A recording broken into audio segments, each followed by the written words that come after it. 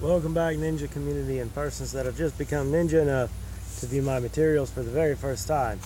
Congratulations on becoming ninja enough to view my materials.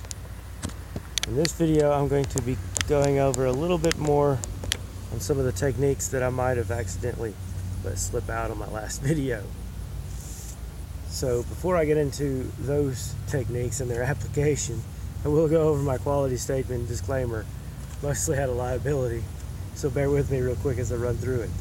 That of course is that the viewer understands my quality statement and disclaimer video. Additionally agrees that this video right here could be treated as is with ballistic protection, which in short means I don't have a seal on it, therefore I don't guarantee the techniques and or your application of the techniques. If you're watching this video with the intention of using any of its content and committing a crime, that's additionally a crime.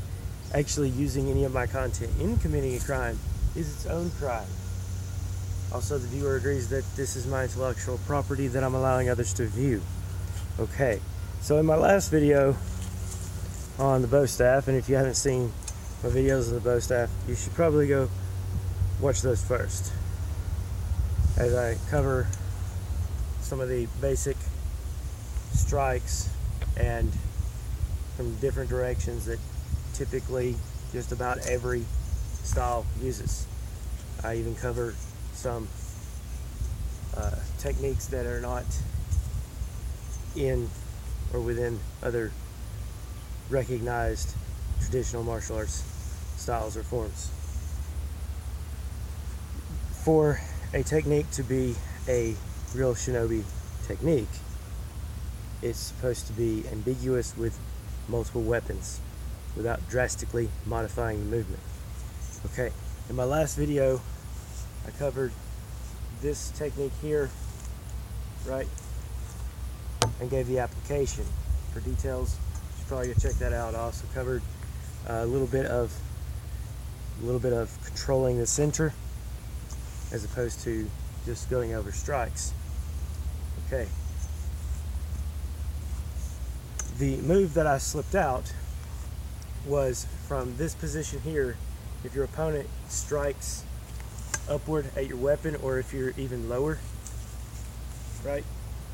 If you're lower, if your opponent strikes your weapon upward, even if it's held high like this, like say your opponent struck your weapon, the technique comes from right here, comes back around up under the chin.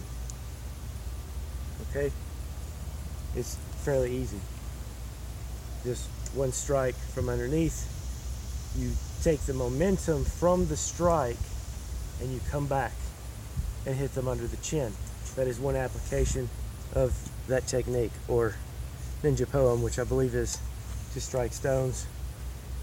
Gives you a drink of water. Striking stones. I guess there is another application. You could strike them in the groin if they were striking your bow staff with another bow staff or other weapon, and so they struck it. You would use the force and momentum and carry it from underneath. This movement is also ambiguous with a nakamakki, or if you're using something closer to a half staff instead of a bow staff, it is ambiguous with that. It's also ambiguous with like a nakamakki or a Nagasashi or even a Katana. And the concept is your opponent has struck your weapon, knocking it upwards, and you come back this way and come from under the chin. Fairly simple. Okay, so if you watched the video so far, you should probably hit like hard like a ninja and subscribe to my channel to be alerted for when I do videos on YouTube. Like, comment, subscribe, share, and check out my other videos. I guess I'll cover a little bit more with bow staff and go over some movements that are ambiguous with nakamakki and Nagasashi. And for it to be a Nagasashi, it would basically just have a blade on the end, like a very long blade similar to a katana blade. So the other technique that's in my last video, where you come this way is the ninja poem, "As a roof I stand, I step through and see the rain blood red." As you see, it does have a disadvantage if you are in areas where there are low-hanging branches. In that type of situation, you would want to modify, but not drastically modify, the technique. So in this situation, it would come from this position to here, okay? And with a smaller weapon, like a half staff, or something closer to a half staff, it is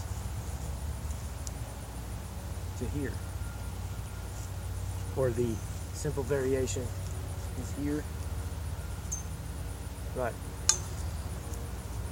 And slightly modifying it because of terrain would be coming to the side, and of course from here coming all the way around.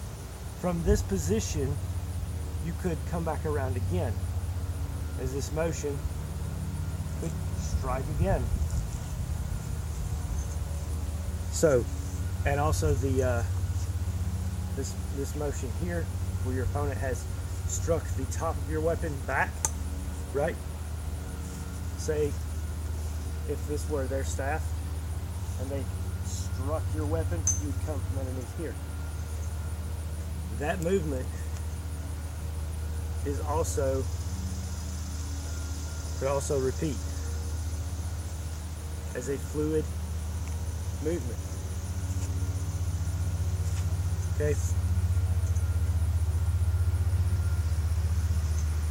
This one here, "As a roof I stand, step through and see the rain blood red," in one variation where it is out further, where you would feel, you want to make sure that you can feel the end. You can feel the end, it can come around again. Okay? Alright, so you can share my video with people who are ninja, but not with people who ought to be ninja, because they might accidentally learn something. Oh, don't forget to like, comment, subscribe, share. Check me out on Facebook under my artist name or my 10th ninja name, Melel, that's M-E-L-E-O. And I have an Instagram, but I'm not telling you what my Instagram name is. You'll just have to be ninja and go figure that out on your own. You can share my video with people who are ninja, but not with people who ought to be ninja, because they might accidentally learn something. So until next time, my friends, stay ninja.